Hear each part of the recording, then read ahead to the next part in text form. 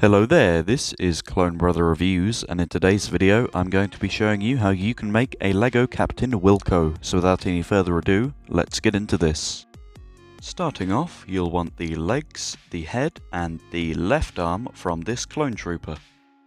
The torso I decided to use comes from the Phase 2 Captain Rex because of the accuracy of the pauldron on the chest print. The helmet I decided to use comes from the plain Phase 2 clone trooper. The right arm comes from Syndrome. Finally, the hair I used came from Poe Dameron. Building your minifigure correctly should result in a figure that looks like this. Feel free to pause here if you need a reference photo for when you're putting it together. Overall, I'm quite happy with the way that this has turned out in both the minifigure and the video style itself.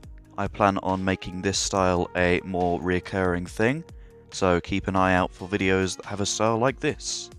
If you enjoyed this video or found it useful, I'd recommend giving it a like and maybe subscribing to the channel if you haven't already.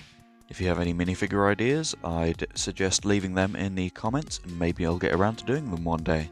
If you want to recreate that scene of betrayal from the end of episode 2, I'll put my Admiral Rampart build on the end screen now for you.